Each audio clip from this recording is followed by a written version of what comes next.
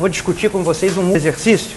Ó, de novo, uma situação de 3 cidades, A, B, C. A distância aqui são 200 quilômetros, aqui 400 quilômetros. Esboçar o gráfico do seguinte movimento. Um carro parte de A para B a 50 km por hora. Depois, fica parado em B por 2 horas.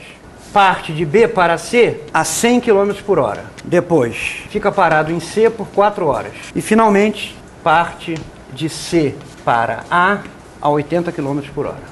Para descrever o movimento, precisamos escolher uma origem e uma orientação para o eixo. Como o movimento começa de A, é conveniente tomar a origem em A.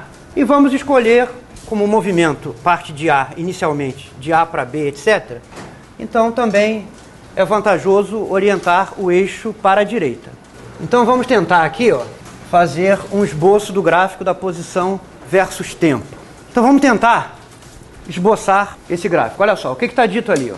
O carro parte de A para B a 50 km por hora. Como a origem foi escolhida em A, então em T igual a 0, S é igual a 0. A posição do carro é 0. Então o gráfico começa daqui. Para ele chegar a percorrer 200 km, quantas horas ele gasta? 4. Então se nós pegarmos aqui, ó, 4, isso tem que corresponder à posição de 200. Como esse trecho é percorrido com velocidade constante, o gráfico é uma linha reta. Então o gráfico tem esse pedaço aqui. Ó. O que é dito em seguida? Que o carro fica parado em B por 2 horas. Então qual é o gráfico para essas 2 horas seguintes? É uma horizontal daqui até aqui. A posição continua igual a 200 durante todo esse intervalo de 2 horas em que o carro ficou parado. Agora ele parte de B para C a 100 km por hora. Então ele vai chegar, como a distância de B para C são 400 km, ele vai levar outras 4 horas para chegar até C.